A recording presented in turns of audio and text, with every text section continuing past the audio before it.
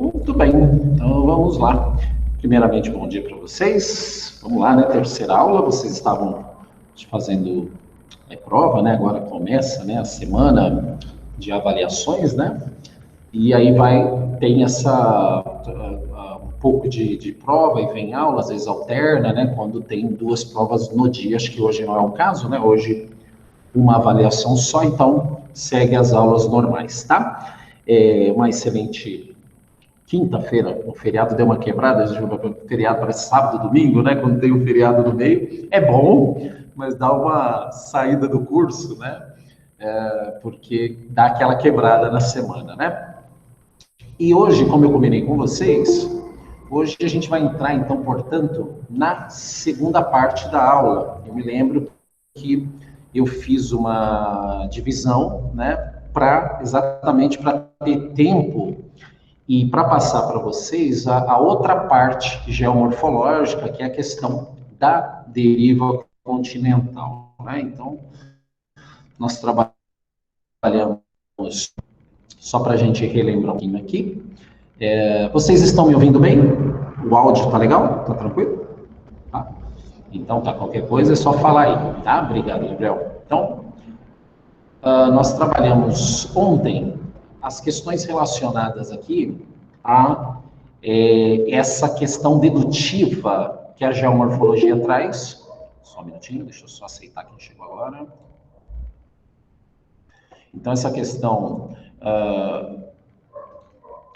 dedutiva por conta de que essas camadas ou essas partes, elas são apontadas mediante a métodos científicos de observação, investigação, diferenciação dessas substâncias, né, que chegam aí, só um minutinho, que chegam na superfície e que são investigados por alguns profissionais e, ora, também pela tecnologia envolvida aí com o que nós temos, né, de tecnologia para essa finalidade de medição. E aí nós separamos, né, duas formas investigativas que determinaram questões relacionadas à profundidade e calor, são as questões que envolvem a atividade vulcânica e os tremores, porque ambos acabam vindo, né, em partes aí, em tese, pelo interior da Terra, pelo núcleo, né, que nessa liberação de calor se manifesta através do nosso olhar e daquilo que nós conseguimos pegar ou captar, ou que a gente consegue analisar do ponto de vista visível, ele vem através de atividades vulcânicas e por tremores de terra. Só que, além disso, e aí que vem a quebra para a aula de hoje, nós temos aqui uma outra dinâmica, ou seja, além da questão relacionada a esta informação geomorfológica, nós temos também uma dinâmica da crosta. E essa dinâmica, ela é explicada por uma teoria, né?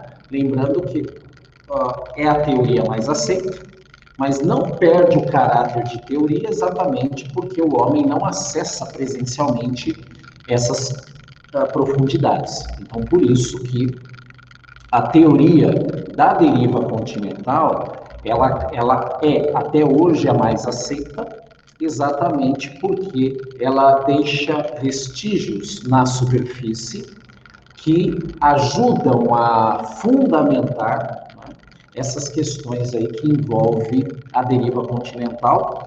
A teoria da deriva continental, ela é explicada pela teoria de tectônica de placas, ou seja, a teoria de tectônica de placas explica e fundamenta a teoria da deriva continental. Tá?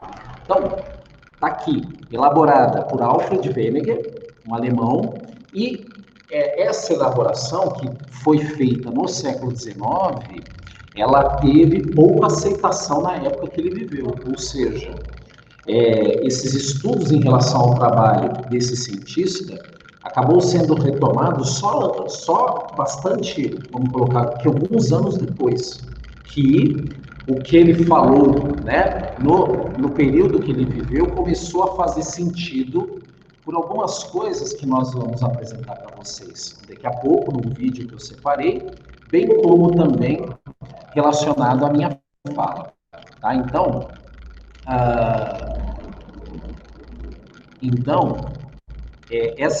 essas questões aqui, elas são colocadas. O que ele fala, né? Ele fala assim, a deriva dos continentes provocou a aglutinação e a formação de um supercontinente denominado Pangeia.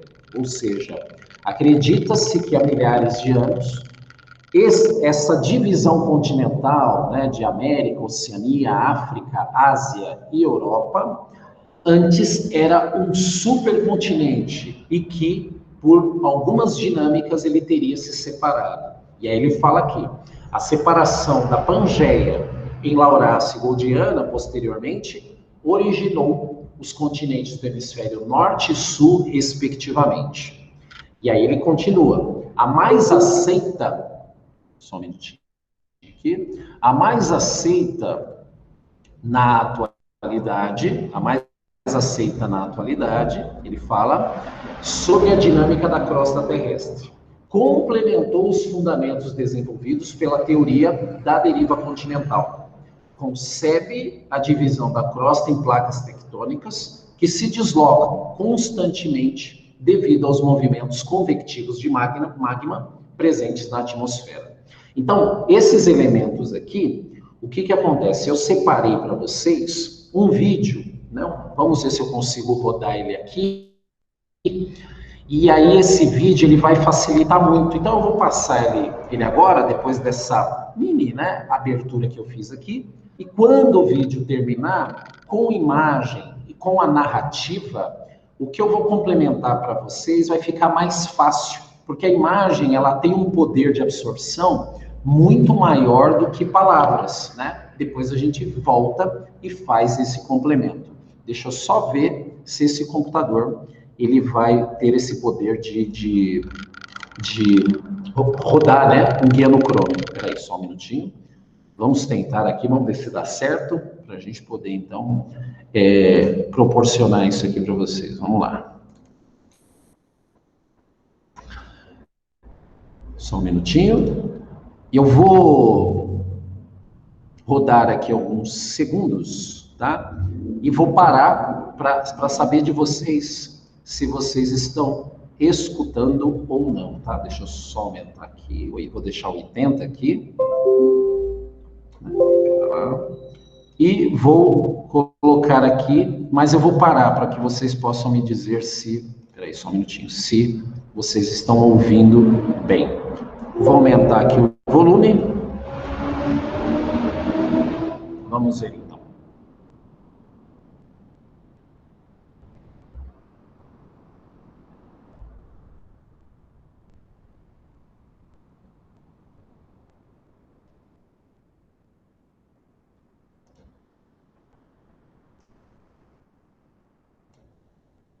Vocês não estão ouvindo, né?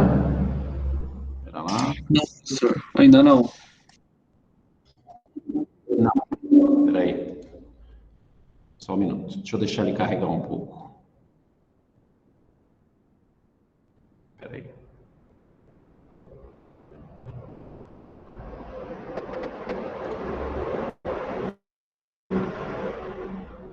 Tá. Deixa eu tentar de uma outra forma. Vamos ver se acertou. Espera aí. Só um minutinho. Deixa eu tentar de um outro jeito agora, com tela compartilhada. Vamos ver se dá certo. Vai lá. Só um minuto. Vamos ver se dá. Vamos, tela inteira.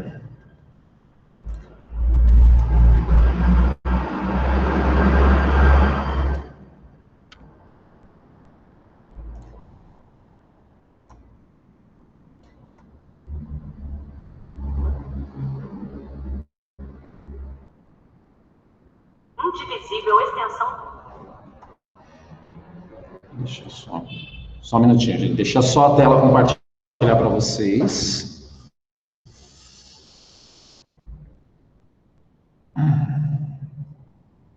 Tá. Vamos ver agora se vai.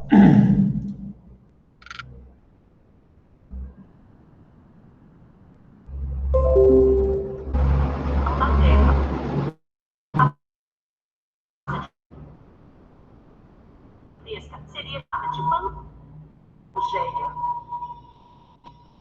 Com o passar do tempo, a Pangeia fragmentou-se em blocos, que foram se chegarem à posição em que estão hoje. A tectônica de placas é uma teoria científica que explica que a crosta da Terra é pouco. Vocês estão ouvindo? Sim, professor. Aqui tá saindo. Estão ouvindo? Sim, tá. Então é o seguinte, deixa eu só deixar ele carregar um pouco. Peraí, que chegou alguém aqui. Só um minutinho.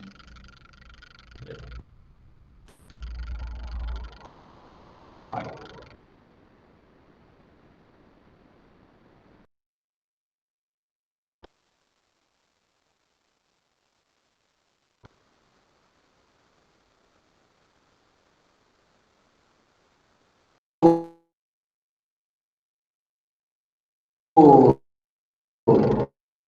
A tela inteira.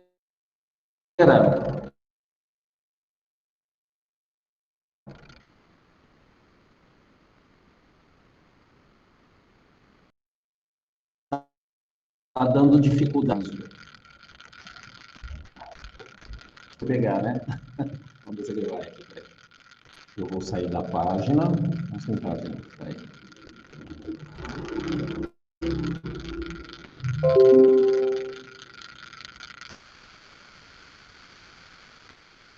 Vou sair da página. Vou recarregar. Vamos ver se ele recarrega. Só um minutinho.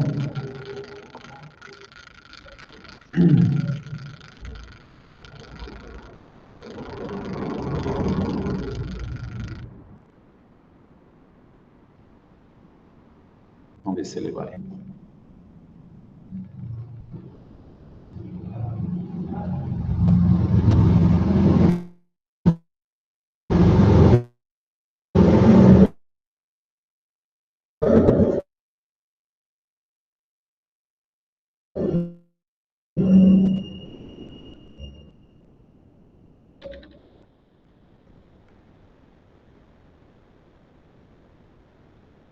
Enquanto ele abre aqui, eu vou tentando em outra guia aqui. Peraí, gente.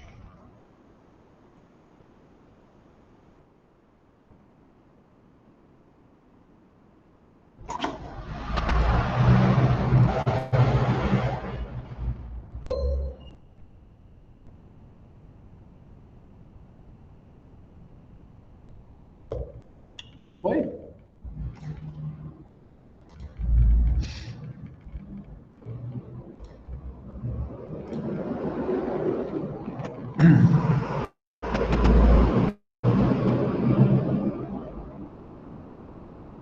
Acho que vai abrir aqui. Peraí.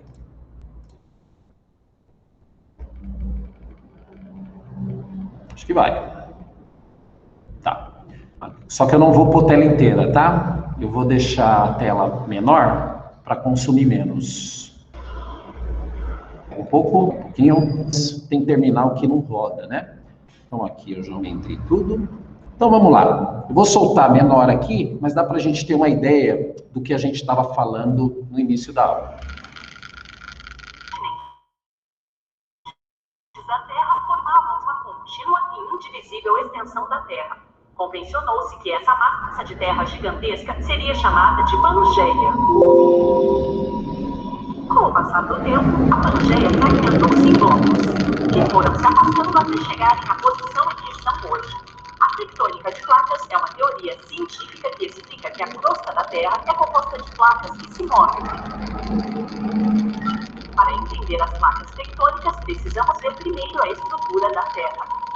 Objetivo: neste tópico, discutiremos a estrutura da Terra e aprenderemos sobre a teoria da tectônica de placas.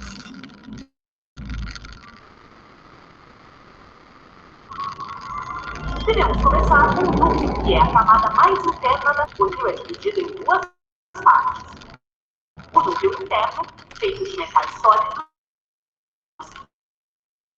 e o núcleo externo, feito de metais líquidos. Acima do núcleo está o manto inferior, que é constituído de rocha sólida. À medida que caminhamos para fora, alcançamos o manto superior, que é chamado de rocha derretida espessa. Essa camada é chamada astenosfera. O topo do manto superior é constituído de rocha sólida. Logo acima está a camada mais externa, a crosta, que engloba as áreas continentais e oceânicas.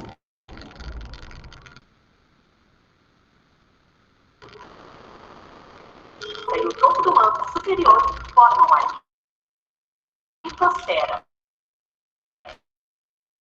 A litosfera é constituída de grandes placas de rocha sólida, chamadas placas tectônicas. E os continentes ficam sobre essas placas. Abaixo, a rocha derretida da astenosfera fornece uma superfície instável sobre a qual essas placas estão sempre se movendo e interagindo. Esse processo é chamado de tectônica de placas. Placas criam três tipos de zonas ou fronteiras, conforme o tipo de estabelece entre si. Vamos ver cada uma delas, começando com as fronteiras convergentes. Fronteiras convergentes. Quando placas continentais colidem uma com outra, a crosta é comprimida, para produzindo cadeias montanhosas. À medida que as placas continuam a se empurrar, as montanhas tornam mais altas.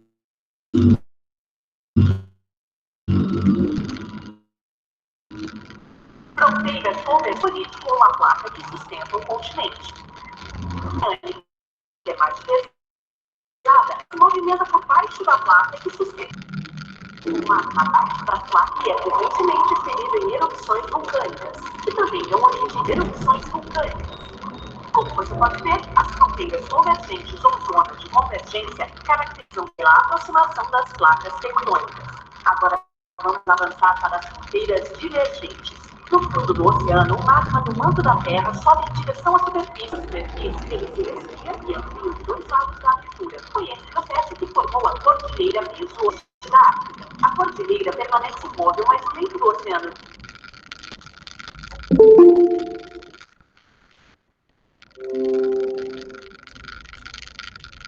movendo e assim afastando os continentes.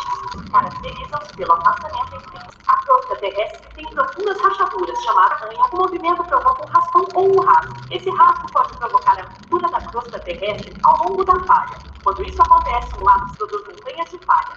A Sierra Nevada no oeste dos a existência das constantes nas profundezas da Terra e que, ao longo do tempo, essa atividade vem mudando a superfície da Terra, rearranjando e redesenhando seus continentes, bem como o relevo interior deles. Recapitulação.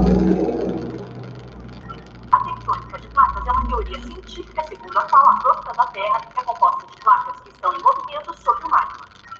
São três as camadas da Terra: núcleo, manto e crosta. Continentes e bacias oceânicas são partes da crosta. O manto superior, constituído de rocha derretida espessa, é chamado de astenosfera. A crosta e o topo do manto superior formam a litosfera. O movimento das placas cria três tipos de fronteiras tectônicas: convergentes, divergentes e transformantes. Fronteiras transformantes produzem montanhas de falha. Fronteiras divergentes formam a Cordilheira Meso-Oceânica e o Vale do Rift. Muito bem. Deixa eu só vir para cá agora. Então, só para vocês, né, terem uma ideia, eu acho que a imagem, desculpa aí, tá, gente, acabou tendo a lentidão, eu tentei pelo guia do Chrome, depois tentei tela cheia e depois acabou indo que a tela... Mas acho que deu para ter uma ideia, eu acho que a imagem, principalmente quando se trata de geomorfologia, a imagem ela acaba tendo uma didática, um poder de didática acaba sendo maior do que a fala, né? Porque a fala você vai tentando imaginar como seria. A imagem, ela fala por si só. Só que imagine, vamos pensar juntos, né? Como a gente está observando aqui, ó. Então, esse desenho aqui é o que vocês viram lá, né? Aqui a questão do movimento. Durante 3 dias você vai acompanhar os 3 passos para colocar no seu bolso mais de 4 Soltou aqui, né? Desculpa aí, que eu deixei a mensagem. Então, aqui nós temos, né? Esse daqui, então, ele faz a função, né? Como ele disse aqui, ó. Então, vamos lá. Para vocês entenderem, se vocês quiserem marcar no caderno, né? Ou no livro. Então, esse limite conservativo aqui, ó. Esse é o transformante, ou seja, quando essas placas, né? Divergem em movimentos opostos, ou seja, uma vai para frente e outra para trás, dentro dessa falha. Então, é essa que acaba transformando naquelas montanhas, formando depressão e planície, né, parte do relevo. O limite convergente, né, como a imagem bem mostrou, é quando você tem o choque convergente de placas capaz, e aí, é claro, eu tenho esse choque, essa pressão e essa força faz com que essa placa libere, aí vai cometer um fenômeno que chamamos de soerguimento, que é mais ou menos assim, como vocês podem ver minhas mãos, né? Então eu tenho eu vou ter aqui, ó, vai colidir, e essa força ela vai fazer isso aqui, ó. Então, essa formação aqui, ó, é que forma o que a gente chama de dobramentos modernos ou áreas, cadeias montanhosas, né? Por que ele é chamado de dobramentos modernos?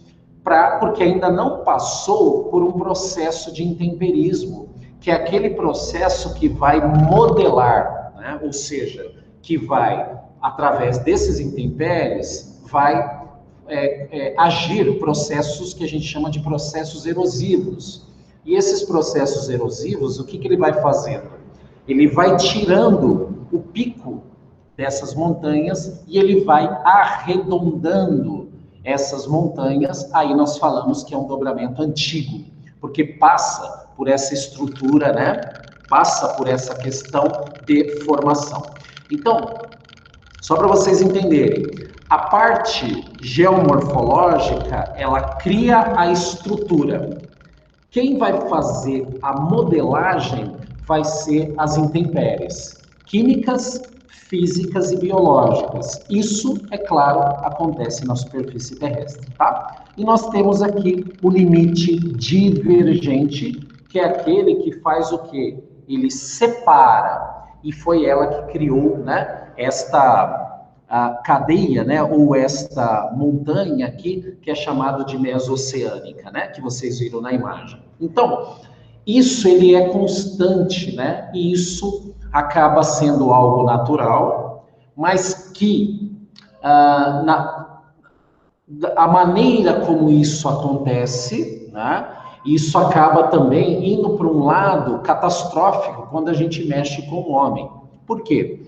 Porque isso sempre aconteceu, mesmo esses movimentos, né? Eles sempre aconteceram, mesmo com ou sem a presença humana, só que, na medida que o ser humano, né, os grupos sociais, eles foram tendo uma qualidade de vida melhor, dentro dos processos de paleolítico, neolítico, a formação das cidades, e até o atual momento que nós estamos, nós chegamos, acho que já até ultrapassamos, a marca de 8 bilhões de pessoas, né? Claro que a gente teve um decréscimo devido à pandemia no mundo, mas nós estávamos antes dela em âmbito crescimento populacional. E é claro, mais pessoas ocupando as terras emersas, que chamamos de continente, é claro que qualquer atividade vulcânica ou qualquer tremor acaba atingindo grande parte das pessoas, porque hoje nós temos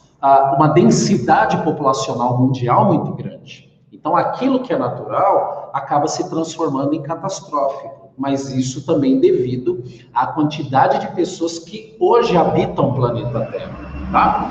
Agora, claro, né, vocês acabaram vendo uma imagem, né, ou seja, vocês acabaram vendo uma imagem que hoje no século XXI, né, fica fácil o entender, né? Ou seja, você vê uma imagem dessa, você vê e você consegue fazer, você consegue entender. Agora, vamos pensar junto, né? Uma pessoa no final do século, no final do século XIX, né, apresentando isso para o mundo, trazendo essas teorias, é claro que ele iria sofrer resistência. Primeiro, pelo contexto que ele vivia, pelo contexto de sociedade. Claro que o século XIX, do ponto de vista sociológico, né, do ponto de vista social, a ciência, ela já tinha o seu lugar entre eles, né? A ciência, ela começa a se destacar a partir do século XVI. Então, século XVI, XVII, né? 18 e 19. Então, no século XIX, já existe uma crença cientificista na vida das pessoas. Mas, mesmo assim, era muita informação para a época pensar que o mundo já foi unido e que ele teria se separado. Então, é claro que, para a época, mesmo com a crença cientificista posta, mesmo as pessoas, né, já estarem, né, fazendo revoluções, levando ao racionalismo humano nas últimas etapas, né, como aquele capaz de desvendar o mundo. Aí o professor está falando um pouquinho de Revolução Francesa, porque a Revolução Francesa acontece no 18. E no 19, eu tenho essas teorias, ou seja, então, essas teorias, elas já têm um campo de aceitação, mas devido à sua complexidade, ela não foi aceita na época. Ela só começa a ser aceita por outros elementos que começam a ficar visíveis enquanto vestígios arqueológicos. Então, eu vou colocar no chat alguns deles, tá, que ajudou depois a dizer que a teoria de Wegener, ela era verdadeira e ela era plausível de ser, das pessoas acreditar e das pessoas entenderem que aquilo que ele falava, além de caráter científico, era verdadeiro. Então vamos lá, o primeiro deles, se vocês quiserem anotar no caderno, o desenho das terras emersas, ou seja, quando você pega o Brasil, a costa litorânea, você vai ver que, como se fosse um grande quebra-cabeça, ele se encaixa ao continente africano. Então, o desenho das terras emersas é a primeira pista de que um dia esses continentes podem um dia ter sido unidos. A segunda dica, que também ficou muito visível, é a questão relacionada à aparência dos biomas. Pegando um como exemplo, quando eu pego a savana africana, que está na mesma posição longitudinal e latitudinal em relação ao Brasil, nós temos aqui o Cerrado. Ou seja, nós temos um bioma muito parecido com a savana africana. Então, se nós temos biomas parecidos, e se nós temos um desenho de terra emersa que se encaixa, também é um fator preponderante em pensar que esses continentes um dia foram unidos. E existe um terceiro elemento.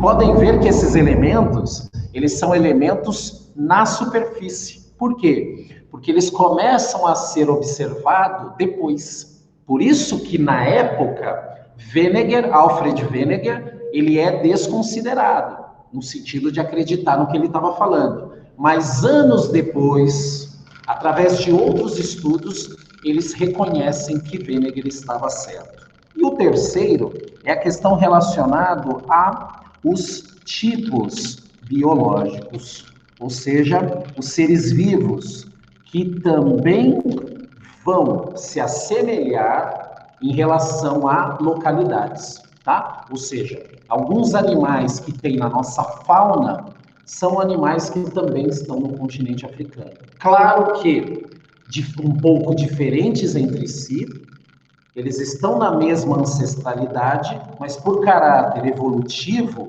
né, em relação a bioma e localidade, esses animais e esses seres vivos acabaram tomando algumas proporções particulares, mas seguindo uma ancestralidade, porque os animais, os seres vivos, precisam de uma questão que nós, enquanto a gente usa a racionalidade para transformar o meio, os animais precisam da adaptabilidade para ficar nos biomas, criar os seus hábitats. Os animais não têm a racionalidade, então eles precisam da questão evolutiva de poder ficar nesses lugares.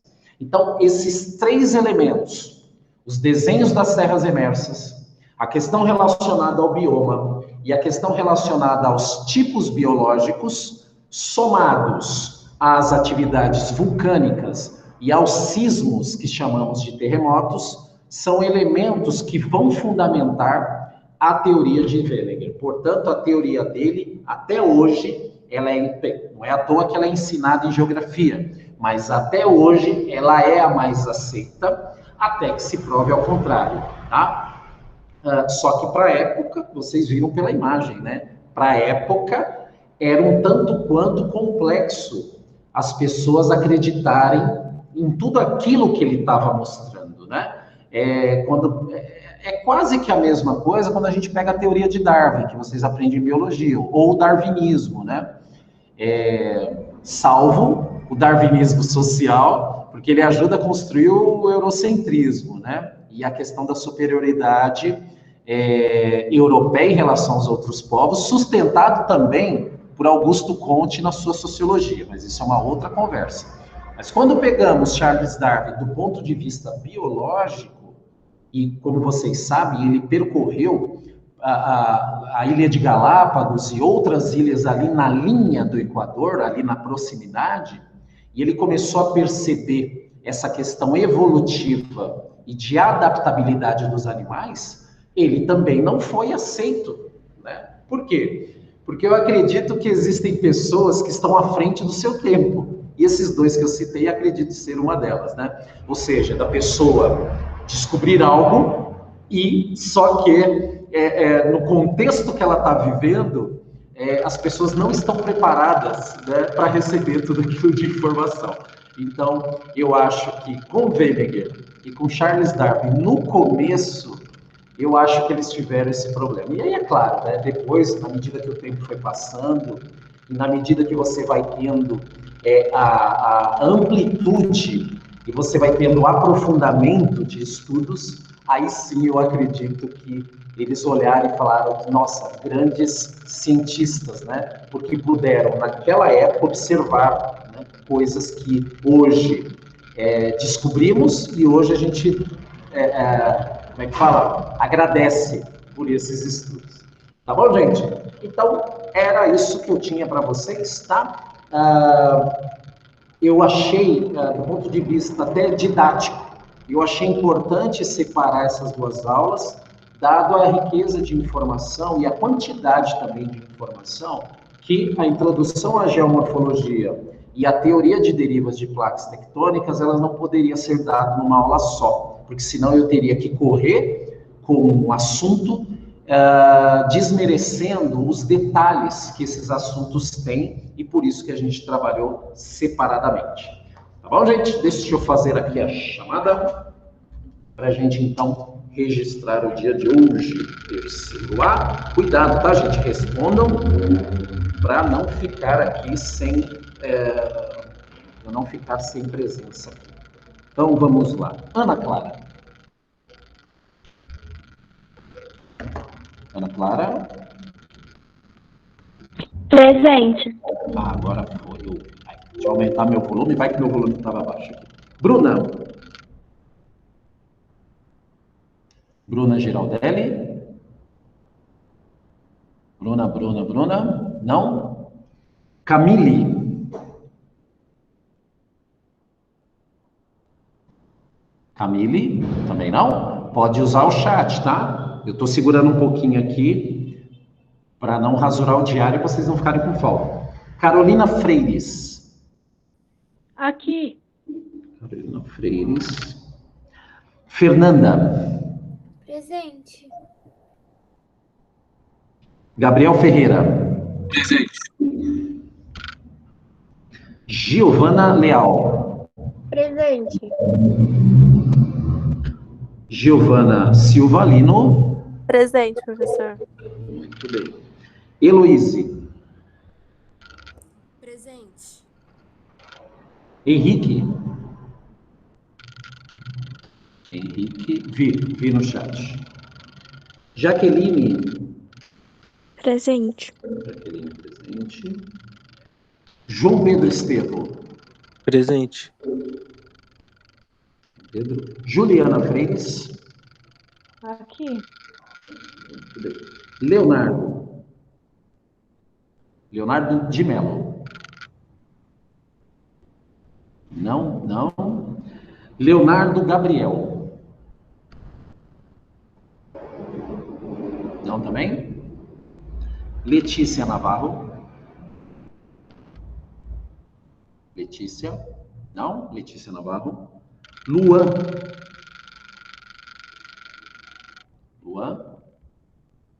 Não? Michael?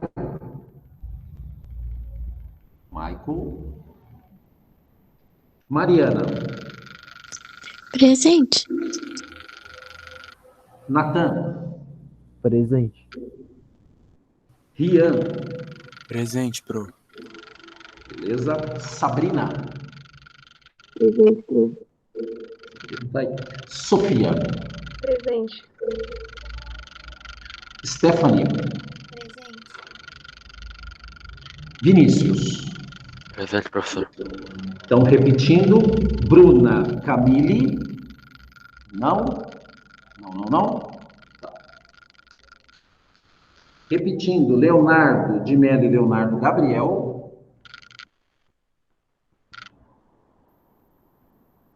Letícia Luan?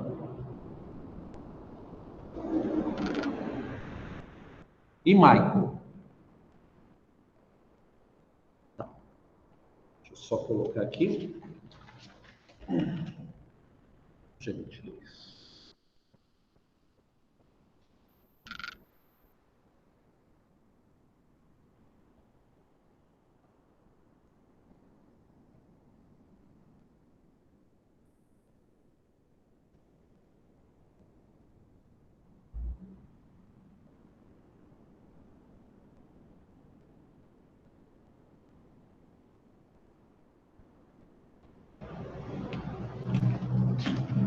Muito bem, então.